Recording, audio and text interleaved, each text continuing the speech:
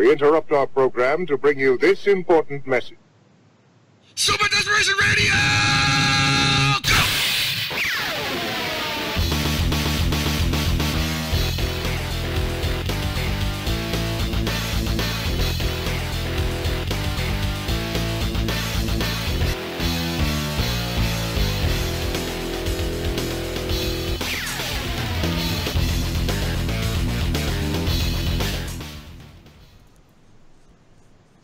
Hello, everybody. Welcome to another great episode of Super Desperation Radio, where we're back after a month absence, and it swears to God it felt like longer than that.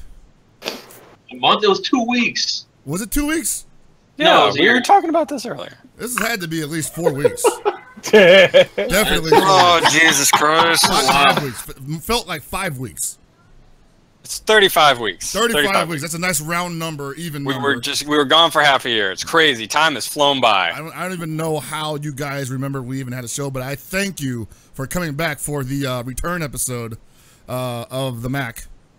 Oh, nice. I like it. And Cheetos. There, I ruined it. I don't like it. Gross.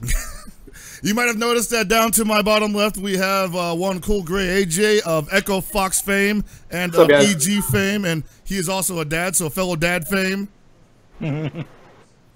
Is Dad boys. Dads unite.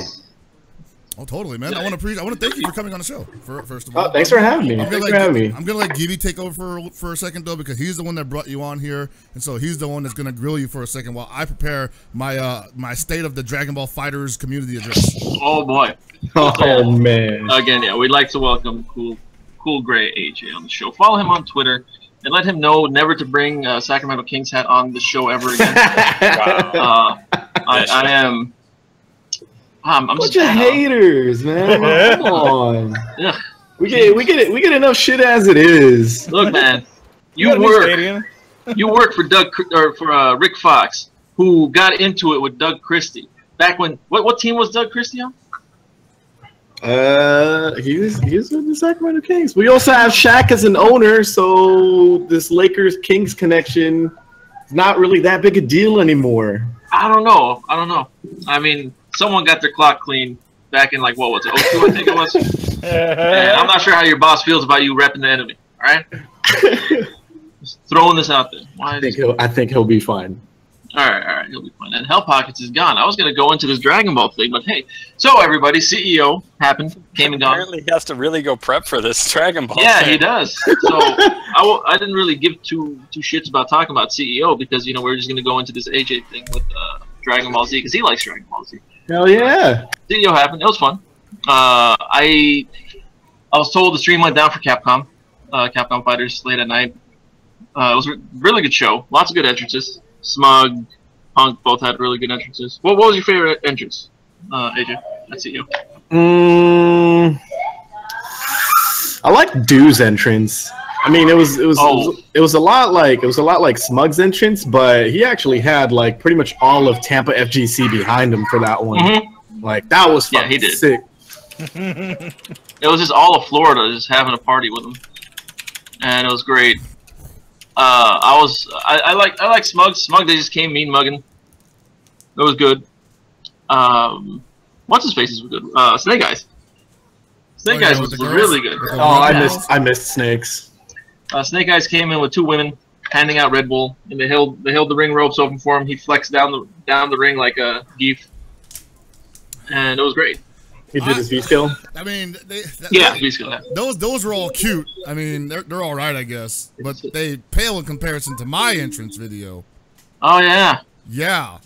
You did an entrance. We'll show the entrance some other time, not right now. Oh wow, it's like that. Okay, I just want to let everyone know that the KOM commentator of choice is also a top 8 player in his game of choice.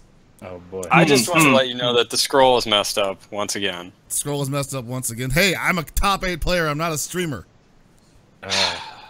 So speaking of top 8 player and not a streamer, are you going to be a top 8 player for this Dragon Ball Z fighter? That's what it's called, right? Dragon Ball Fighters. Am I going to be a top 8 player for that? Here's the thing. Like, I am nasty week 1 in any game. Like, you can come see me week 1, maybe week 2 if I'm still with it. But week 1, I will definitely, like, scum your ass out and, like, leave you to tell the tale for the rest of your life.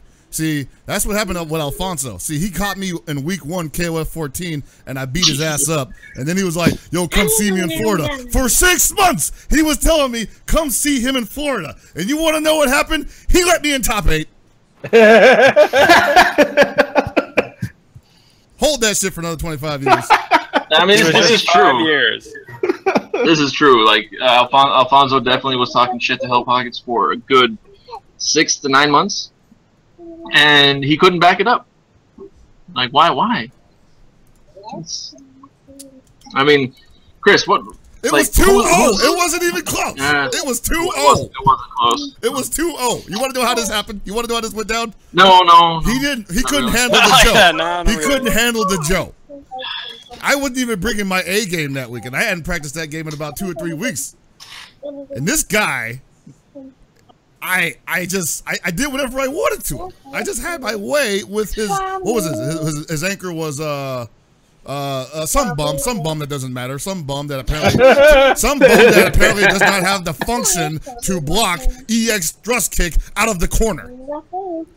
Because I was trying to chip him and he just didn't block it.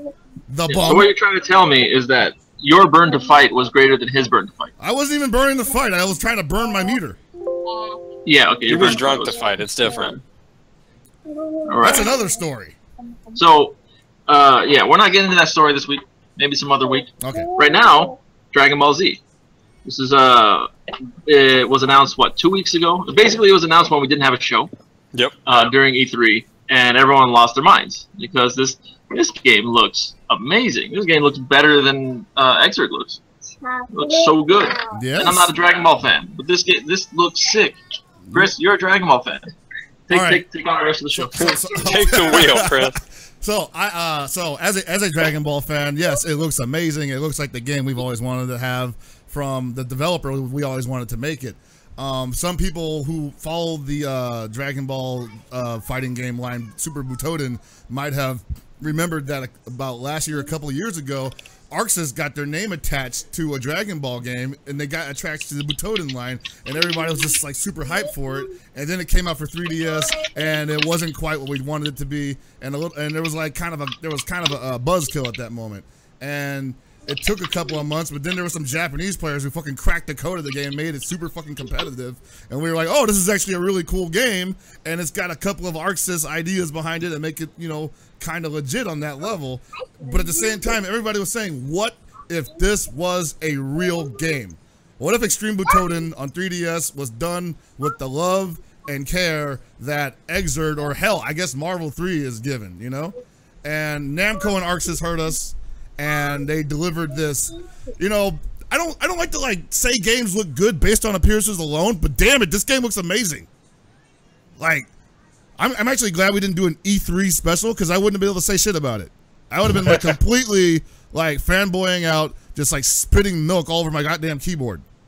Koogie's already said it's the best game he's ever played. Seriously, Yeah. I've never heard him say shit wild. like that. Yeah, me neither. I'm gonna have to disagree with Coogie. Not because anything. I mean, the game obviously it's not complete. It just didn't feel right. Is the best way to put it. It did feel really sluggish when I played it, but it's still early in development.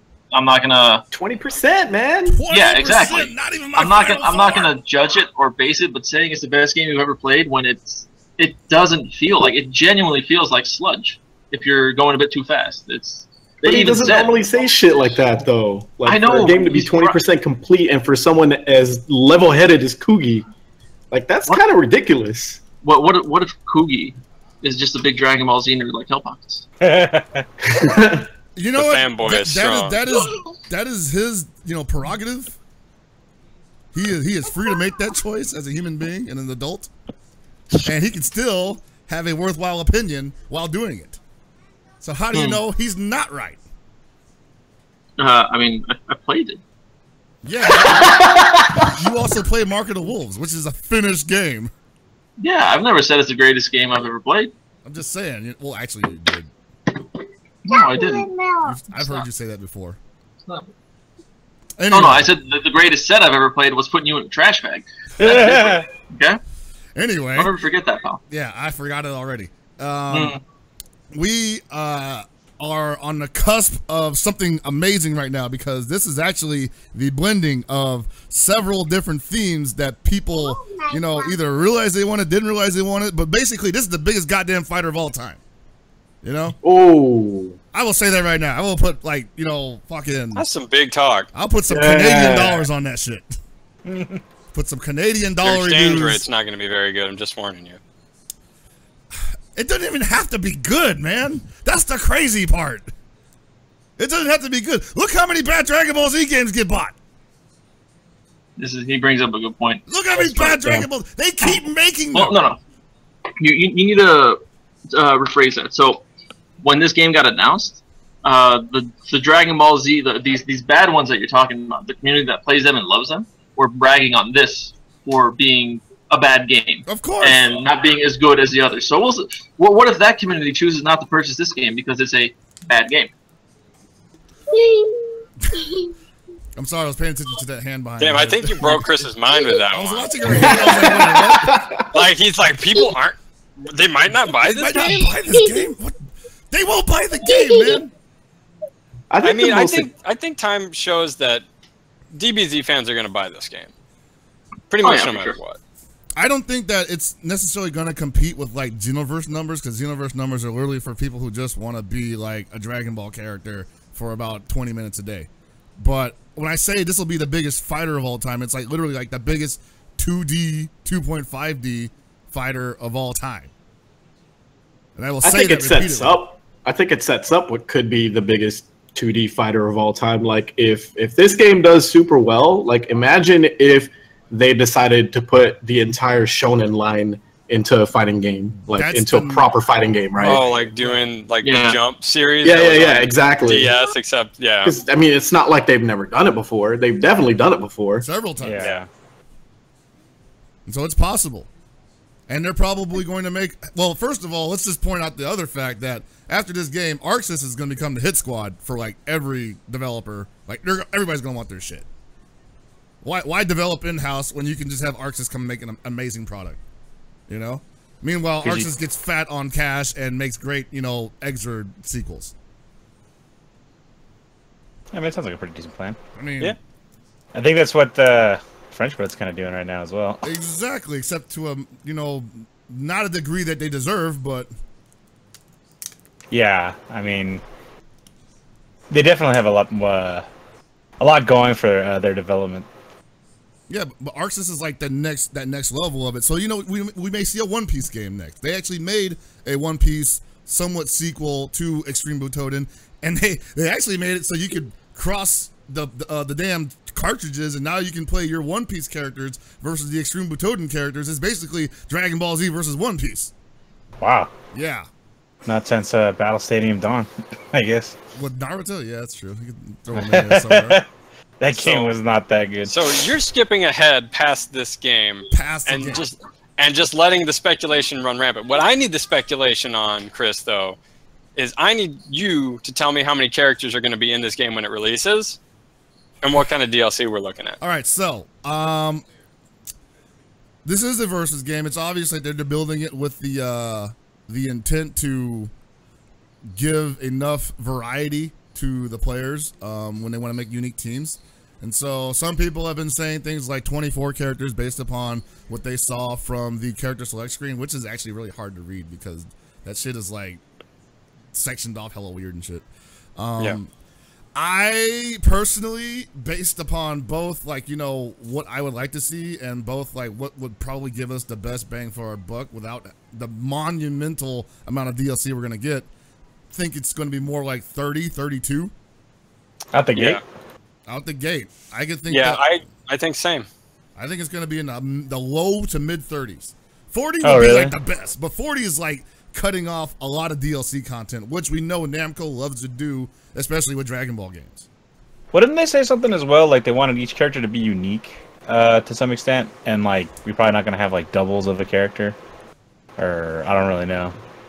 I mean, like AJ knows that would be preferred, obviously, right? Like we would prefer every character to be unique with minimal palette swaps. Yeah, I think like the #1 complaint out of E3 was that the Saiyans all played way too similarly. I mean, that's bound to happen, I guess. I mean, that is a valid complaint. Like, I will even admit that watching people play the Saiyan characters, they didn't seem to be much of a variation in between their attack schemes. More or less, they felt kind of limited because, like, a good example is like Gohan's Kamehameha as a DHC only really works if you launch somebody. If you just DHC into it from the ground, then you're gonna whiff, and you got to DHC again just to do more damage. It was kind of weird that it works that way. But that's the function of the game, I guess. Well, yeah, I think so, because, you know, there was definitely, even in old Marvel games, where it was your DHC sometimes depended on which option you picked for your assist. So, you know. And so far, something like that isn't present either. We don't know if you'll be able to choose assists or DHC supers.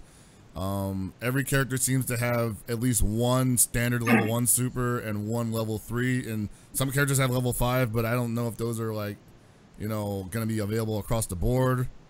I mean, it'd be nice. I think level 5 supers would be sick if everybody had, like, a level 5, just, like, burn it all. No, yeah, I know, right? Well, what's cool about the level 5s in this game is that these don't just activate because you did it, you know? There's not just like, oh shit, level 5, wake up, you know, except for Frieza. Like, there's like a special, there's like a special, what would you say, circumstances that you can only do them in. Like, for example, for Gohan, he can only do his level 5 after he's done his level 3, and I guess you hit another button or you mash or some shit. And I think you hold the button, it said. You hold the button, it uses 2 more bars. That's pretty good, though. Like, you don't have to commit to the full 5 bar, but you can, like, get that extra damage in it. So I thought that seemed pretty interesting. And the thing is like, if you land it, that shit does chunks. Yeah.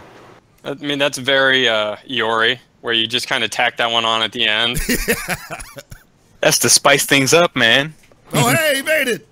Dude, imagine if Iori could get his dad out to help him. Like, that would be crazy.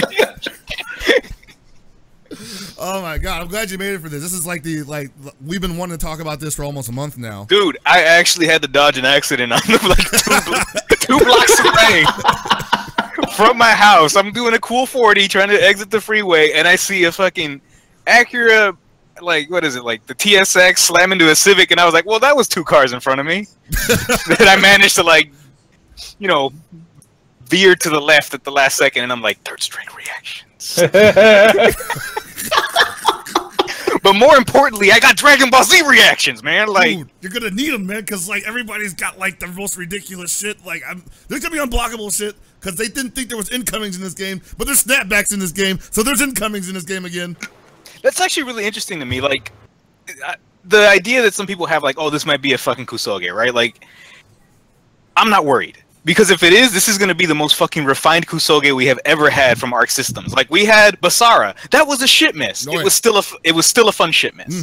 We had HNK. Still getting played to this day in large-scale tournaments. It's a shit mess. Yeah. Persona 1. A shit... Or Persona 4A. The first one. A shit mess. But what I've seen from all these little bits and pieces that we've gotten, the footage, all these, like, details that they've released, is that they're trying to, like, take what they've learned before, refine it, and just make something that's greatly accessible. So even if it is a shit mess, I am very happy with this being a fucking balls to the wall shit mess.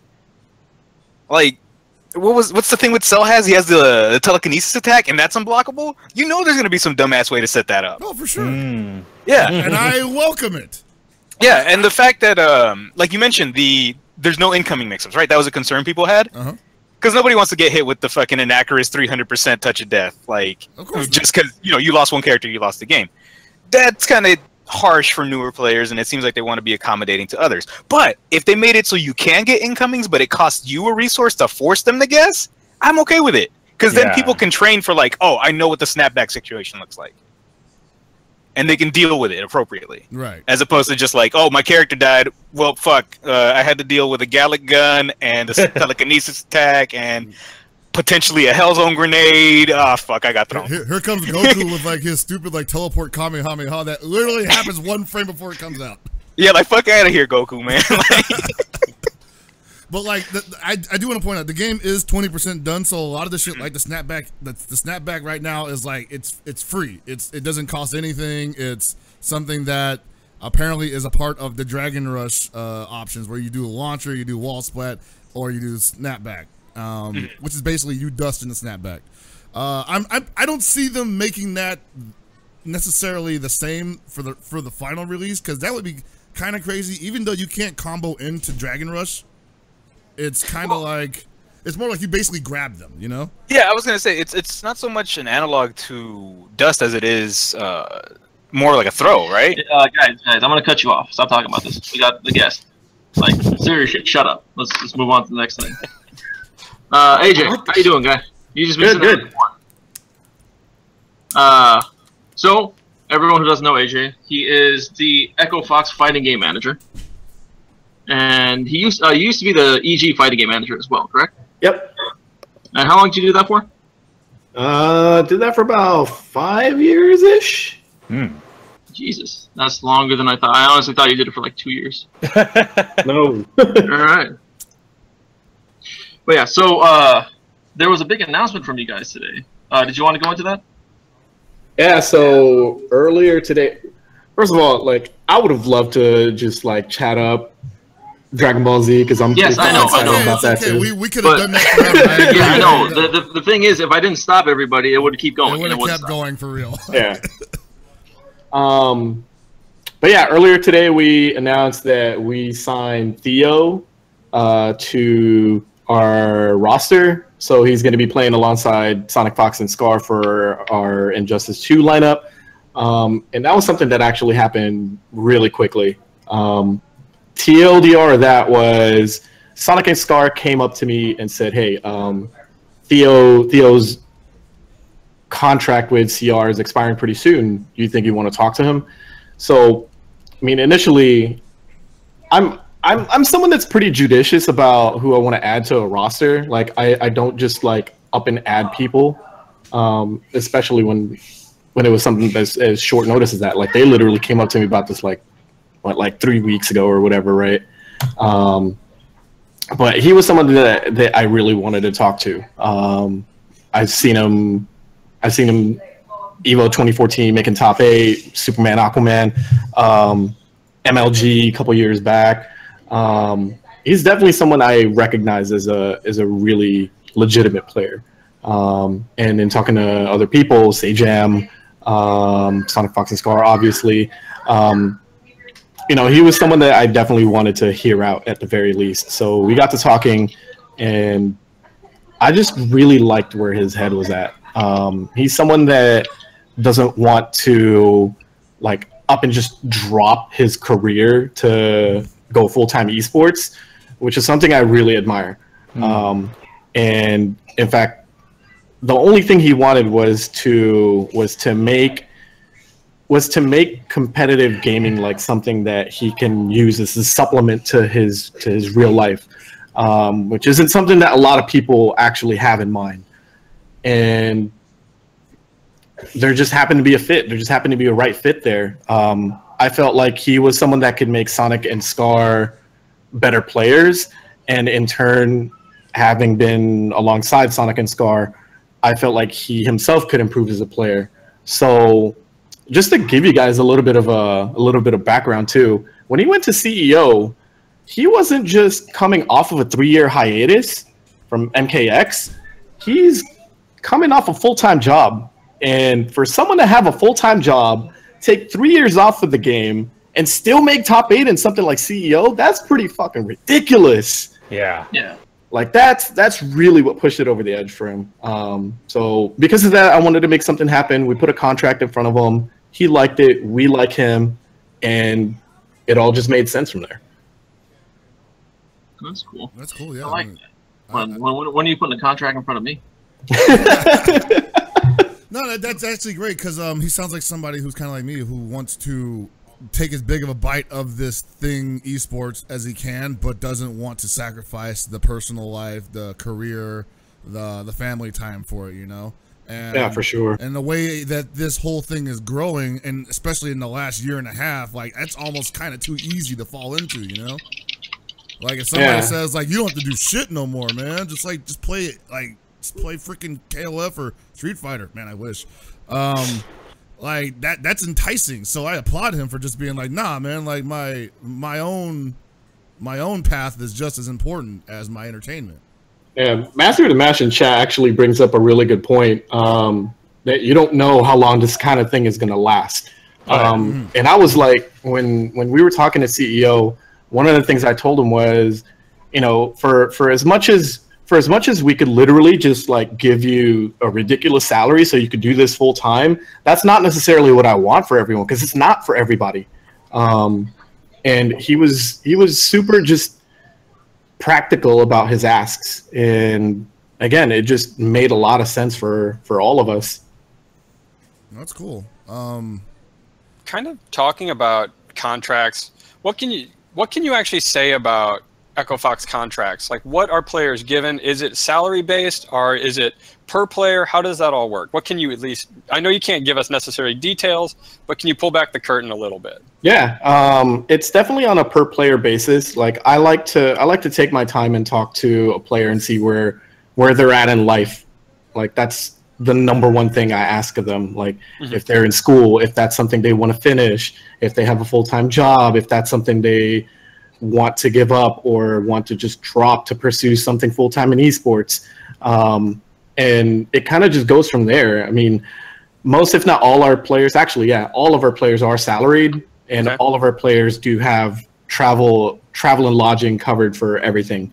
So anything they ask of us, like as long as it's within reason, like if they for some reason want to go to like the Bahamas for like some rinky-dink tournament or whatever, not saying that like, you know, tournaments in Bahamas are rinky-dink, but you know, that's something I kind of look at and like, you know, maybe not, right? Hey man, all I know is the beach is great.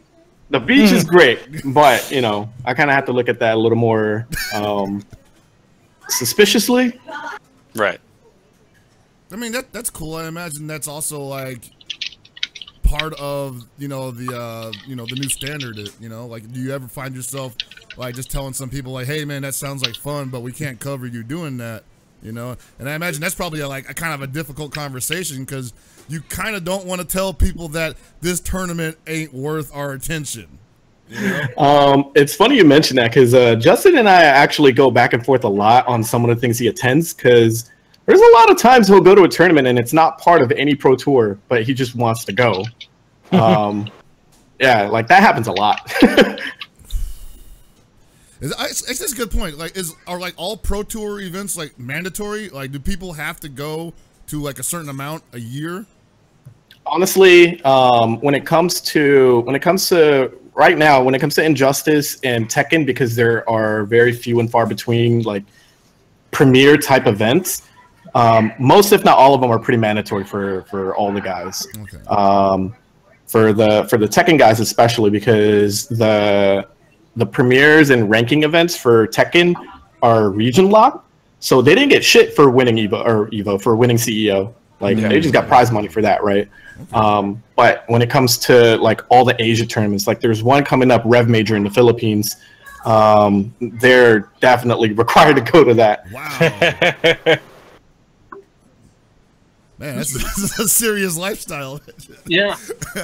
I mean, a lot of this doesn't even have to come from me. Like they all understand this. Like St. JDCR, they came to me like wanting to go to Rev Major. They actually were supposed to do something for the team that weekend, and it was like, I don't want to say it was fairly mandatory to do it, but we recognize how important Rev Major is, and we're not trying to like, you know, pull them out of something and miss out on premier type points.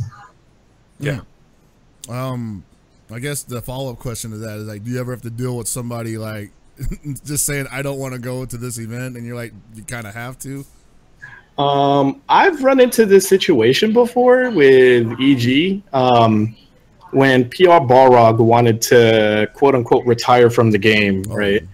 And it wasn't really something that it wasn't really a situation where I was going to force him to attend premieres just because he needed points. In fact, when I managed at EG, he only made one Capcom Cup finals. But you know, seeing as PR Rog was really someone that everyone understood to be a top level player, you know, I wasn't going to make him do that. Like, I feel like he accomplished enough at EG that, you know, I didn't have to send him to everything, and that he didn't have to qualify for Capcom Cup finals. Man. So, kind of stepping back to your time with EG, how did you become the team manager at EG, and how did you get into competitive gaming to begin with? I got into EG by volunteering a lot of my time on their web staff. I wrote a lot of articles just on their fighting games team, and an opportunity just cropped up when the previous GM stepped down, and the ownership at EG was like, hey, well, we don't have anybody lined up to fill the spot to GM everything at EG, so is this something you would want to do? And at the time, I was at grad school. I was on track to be a high school English teacher, but at the same time, competitive gaming was definitely something that I was super passionate about.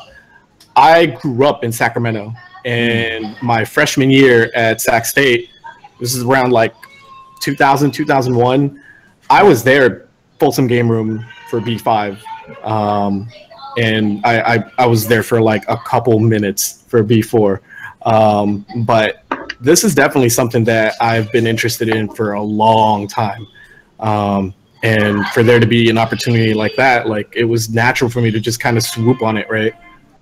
Nice. So, for people who probably don't know, tell us a little bit about what it means to be team manager. What are your responsibilities to the team? What are your responsibilities to your bosses? And were there any differences between EG and Echo Fox? I would say my responsibilities for both teams are pretty similar, in that we have, so our teams, Echo Fox and EG, we have sponsors, guys like HyperX, Asus. They'll from time to time have requests from us, like to get our players out to conventions to do like meet and greets, pro versus Joe sort of thing. And it's basically my job to make sure that they attend those without really having any sort of conflict with their practice time or travel to another event. And it's kind of in turn my job to let ownership know when something is unreasonable for the player. I've always been on the player side in these sorts of situations, and I've been in situations before, like actually fairly recently with JDCR and Saint, where we had a sponsor ask for them to appear at something. But Rev Major, again, was something that's super important to them. So my job is basically to be the middleman to help ownership understand how important something like Rev Major is to Saint and JDCR. So I guess like TLDR, that is for me to have enough understanding of ownership in the way teams work to translate that over to the players, and for the player asks to translate that over to ownership and have them understand what it means to be a player and what's important to them. Cool. So you're basically sort of like the conduit. Basically, yeah. Cool.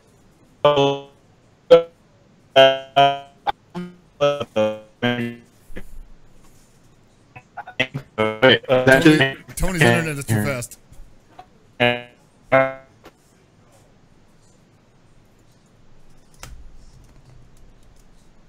Is anybody else hearing Robot Tony? Everybody wants to... Whoa. What happened?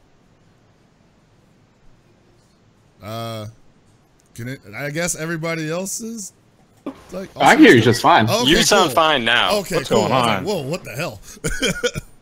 That was weird. Am I back now? Yeah, you're back now.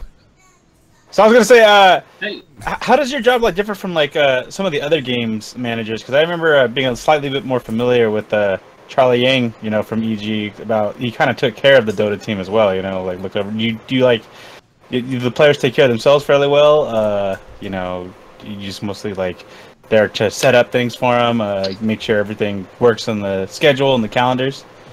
Charlie and I basically had like the same job while we were both at EG. Charlie is, God, that man is a god. Like I could only I could only aspire to be someone like Charlie Yang. Like people like, yeah. Anyways, what was the question again? Like I got so you guys do the same job, but like, you know, do you also like? It seemed like you took care of the players like on like an actual like personal level, you know, ensuring, you know, they had food and took like whatever necessary. Yeah. As far as autonomy goes with players, like you take someone like Justin Wong, who just, I mean, he's been doing this for a really long time now, so he just kind of understands what to do and when. You just have to like point him in the right direction. Whereas you have guys like MK Leo, who's super young and still has a lot to learn when it comes to his responsibilities as a sponsored player. My job is to kind of differentiate between the players and figure out which ones need a little bit more hand-holding and which ones I could just like say, hey, X, Y, and Z date, you need to be at this, and these are the hours. Like that's someone like Justin Wong. Whereas someone like MK Leo, I would probably need to attend the same event with him.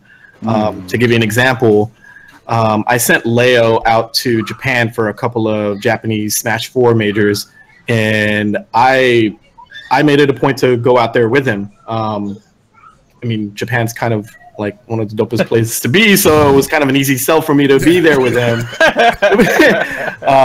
But you know, for someone like him, 16 years old, in a foreign country, and with 3 or 4 different majors to attend at the time, I had to make sure that he knew when and where to be. Yeah. Yeah, Youngblood needs some supervision, dude. Exactly. Go nuts. And that's another thing with you brought up Charlie Yang earlier, Anthony. He was dealing with nothing but teenagers, right? For the most part, there was some adults, obviously. Fear and Sahil, Universe.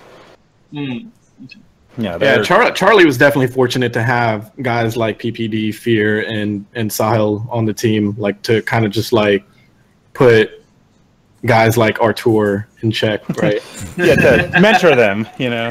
Yeah. That's cool, man. I mean, like, I guess that's that might be like a hidden clause in your contract where you just like sometimes you may be dealing with older children and you kind of got to be a camp counselor at times. I mean, I kind of had to learn that along the way, right? Like even adults can be babies sometimes. No, for real, I definitely had to deal with that. All right. So real question here. I don't know if you can answer this, but like, what is the worst like player situation you've had to deal with in the FGC? It wasn't in the FGC. Who fucked up the worst? Actually, FGC players are some of the most reasonable players I've ever worked with. I'll give you an example though, and this is a good one. I won't say who it is, but it was a major esports game, and this was probably around the time I was maybe about a month into the GM job at EG, and I had a death in the family, and it was a pretty close one. Like it ripped me up, and I wrote an email to everyone, and I said, "Hey guys, so I have a death in the family. I'm kind of not in a good place right now. Neither is my family, so I want to make sure I'm taking care of them. So this is X, Y, and Z, and these are your points of contact for anything you need. Basically, just leave me alone for a good weekend or so, right?" Sure enough, this player comes back at me, and he's traveling internationally, and his email to me was, "What am I eating?" And I come back at him like, "What are you talking about? What are you eating? Where are you? Are you at your hotel? Like what is going on?" So he goes, "Yeah, I'm at my hotel, but no one's telling me what to do. No one's telling me where anything is, and I'm starving right now. Do you want me to be at this major event and just die of starvation?" His exact words. And I'm sitting there like, yo, I told you I was gonna be gone. I told you I had a death in the family. This is pretty serious. What the fuck is going on? So, long story short of that, like, guy was just like super paranoid about everything, and he thought that like at this event everyone was just like out to get him, and that all the other players that were there were conspiring to like spy on his game and stuff. And I'm just like sitting there like, come on, man. Of all the things I got to deal with, you gotta put the crazy hat on. Like dude, you don't understand. They're downloading me. Yeah. Yeah, it was pretty nuts. That is pretty ridiculous to have to go through. I mean, I'd imagine that's a little better than like, hey, this guy trashed his hotel room. Thankfully enough, that's never happened. Yeah, I know. Knock on wood. Oh, dude. Give it another couple of years, we'll have the first like rock star like esports guy who just like freaking trashes his hotel room and finds him like floating face up in a pool. He's not dead. He's just floating there. So that's either going to be you or it's going to be Tupperware, right? Well, I'm not a superstar. I'm just Oh, superstar. Yeah, you're right. Never mind. Yeah. Tupperware. That was too soon. But yeah, so with being a sponsor or being a manager for two separate sponsors, I know you can't like just pick up anyone you want, but what are qualities you guys look for? Like just as a sponsor, what are qualities you look for in a player before pursuing them? For me personally, well, at Echo Fox, Jace Hall literally time and time again, he's told me this is my team. All the decisions are from me, and if I say like whatever I say goes, like whatever I say is final is final. And the Theo signing was pretty representative of that. I told him I was looking into Theo. In fact, I thought it was kind of funny because at E3, Tyler Lansdowne and I forget who else, they were doing a show with NRS, and someone asked him if there were any players to look out for, and he was like, yeah, I mean, besides the obvious Sonic Fox, you got to look out for Theo. And Jace Hall was there. He was backstage. He was listening to all of this. And I was probably about 3 days removed from talking to Theo for the first time. I sent Jace a message, and I was like, you heard that, right? And he goes, heard what? And I go, oh, that they're looking out for Theo. And he's like, yeah, so? And I told him, well, I just had a talk with him. I might want him on the team. And he goes, your call, man. Damn. So with Echo Fox, at least, like everything is through me. And to answer the question, the number one quality I look for in a player is just a player that has a good head on their shoulders, someone that actually has a good idea of what they want in their life. I'm not someone to just recognize a player and listen to them say, well, esports is my life and this is what I want to do for the rest of my life. Like, I want a little bit more substance than that. Theo said all the right things, in that he doesn't necessarily know what he wants to do for the rest of his life, but he knows he doesn't want to give up what he has to go full-time esports. And again, that's something I really admire. So yeah, good head on their shoulders, someone that is obviously extremely skilled, capable of top 8s, capable of winning tournaments, but also someone that's got a good social media presence. I know Theo's not necessarily there yet, but I mean, then again, comparatively speaking to the rest of the esports, who in the fighting games is? Actually, do you mind if I have a question? Bring up a question in regards to the social media thing? Yeah.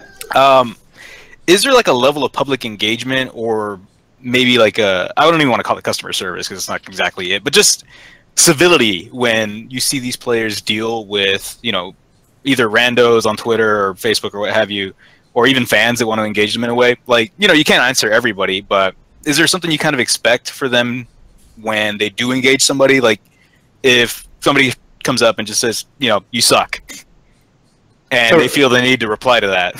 So are we talking just like strictly negative responses, or like responses to like negativity, or? Well, I'm more interested in the negative sense, but I definitely would like to know if there's like a certain expectation, or in just terms of any kind of communication that's sent their way.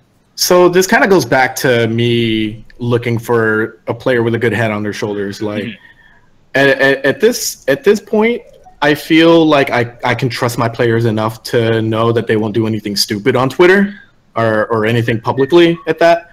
And I feel like I I had a good system going on at EG where everyone just kind of kept each other in check. It's a little more difficult with Echo Fox because everyone plays different games, and we're a little bit more spread out that way. But I also feel like the players that are representative of whatever game, they have someone that they know and trust to play alongside them. So for Street Fighter, I mean, again, Justin Wong's pretty autonomous in that sense. Tokido and Momochi are someone that, you know, like, it's not like you're gonna see on Twitter like Momochi just going off on someone or whatever, right? But everyone else on the roster, if you look real carefully, like, there's more than one player for whatever game. Smash, Injustice, Tekken. These are all guys that kind of know and trust each other. So I feel like they can keep each other in check. I don't know if that answers the question. No, it kind of does. Like, so you definitely just trust the players, and, you know, individually, but then you also trust them as a group to just kind of be like, yeah, you know, hey, that might not be the the best reply there to "you suck." Yeah, for sure. Yeah, and I mean, it goes without saying, if I see anything on Twitter and, you know, people are kind of just like going crazy about it, like, of course they're going to hear about it.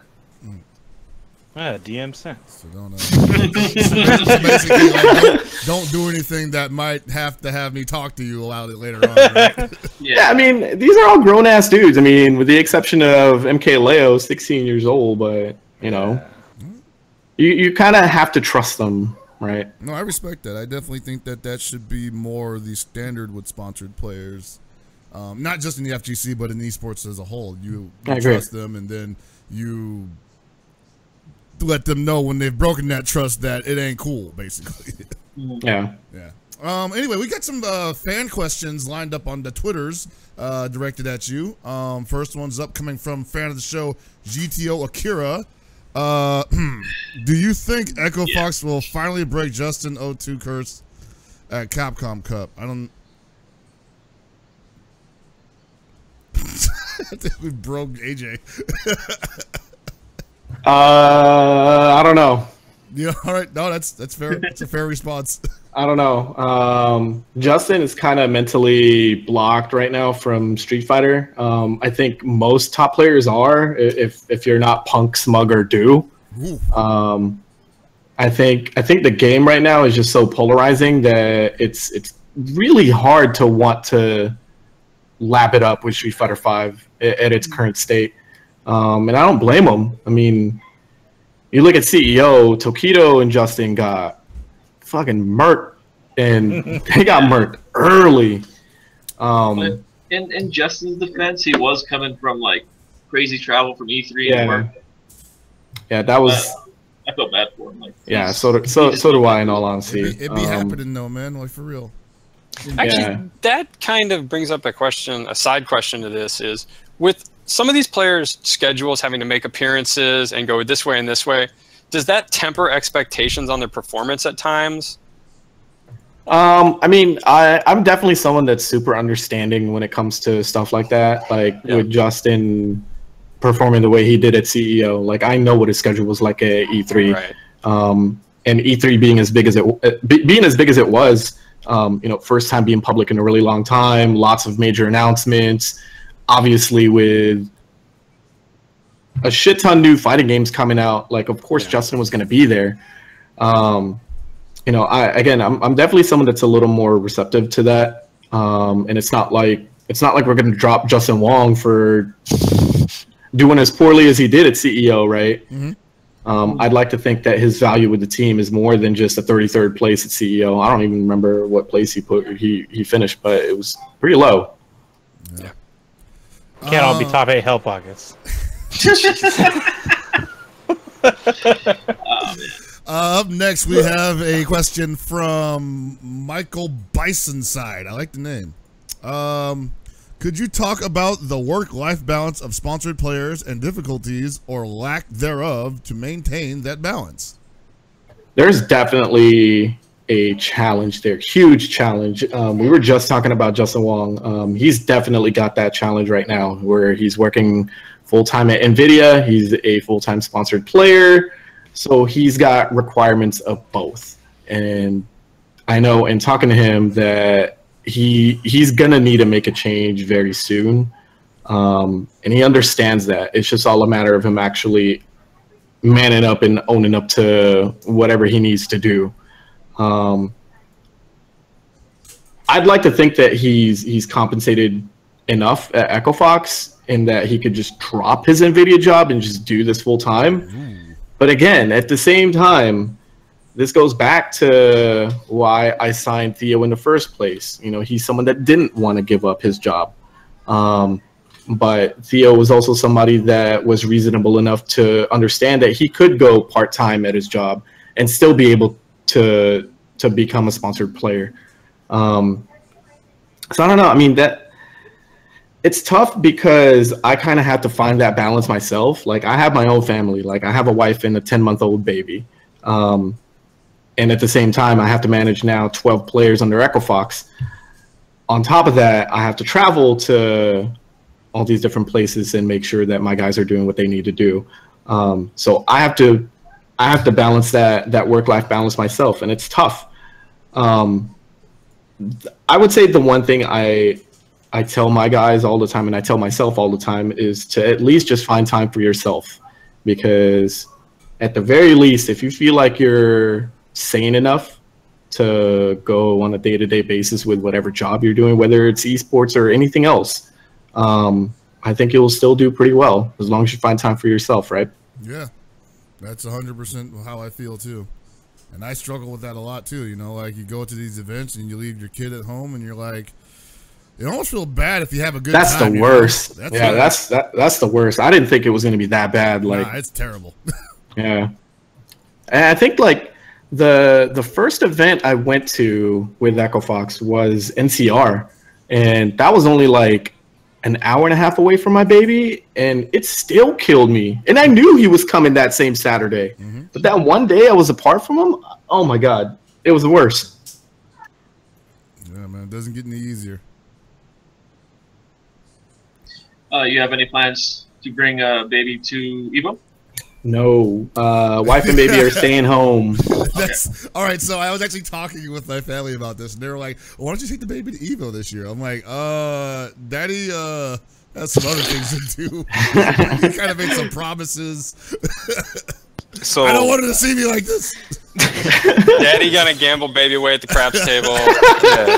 That does bring up the question of what's the appropriate age to teach children how to side bet and play CeeLo. Oh my God. It's like, look here, this is a first attack bet. Don't bet on Justin. Bet on Justin to win, not on the first hit. I respect it. I respect it. Anybody else got some questions? I was just gonna ask right now. So you had two of your boys in top 8 for Tekken this past CEO, and they got you a victory. They put on a good show for everyone as well.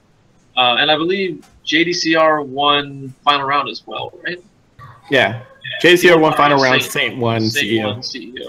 How many other victories do you guys have right now, majors, other than those? Oh, God. JDCR won Combo Breaker, right? Yeah, he won Combo Breaker also. Okay. I mean, for just the Tekken guys, JDCR won final round, Battle Arena Melbourne, this Manila tournament, which actually ended up being the biggest challenge for both of them. CEO, I want to say they've won 5 tournaments since signing to Echo Fox. But in all honesty, like, so I was telling the guys this. As a manager, I haven't had a player win a CEO belt, and that was definitely something I've salivated over since becoming a manager. And it honestly felt a little cheap to have Saint win the first one. But it feels good. Sorry, I'm looking at the tweet. We actually got another question. I don't want to continue. We got 2 new questions. We'll ask one for sure. Yeah. Continue. AJ, sorry about that. Oh no, I was done. Oh, you done? Okay. Cool. I want to because this one's from friend of Tenno. Esteban Martinez, the Besteban. Oh God, the Esteban, everybody. Oh my God. For content creators or esport teams, especially for hardworking documentarians asking for a friend. Jeez, I'll play Tekken with him any day. Like he's you gotta play with his friend, dude. Oh yeah. I'll play with his friend. I'm definitely not trying to play any more fucking Kazumis. Oh God. Oh man. Yo, everybody's playing Kazumi. Everyone is playing Kazumi. Look, I can leave. If you want me to go, I can leave. He's like, I can only Brian plays Kazumi. I can only take so many down 4-1s. Oh my God. Oh Jesus. Oh, so God. Good. Here's a quick question before we end it though, because this is actually going to lead into something else. With all the new games on the horizon, how do you decide what games to sponsor players in? I'm going to just condense this right now and just turn this into my own question. Are you going to sponsor a player specifically for Dragon Ball FighterZ? Great question. And I know that so Gibby and I have had this conversation before about King of Fighters, right?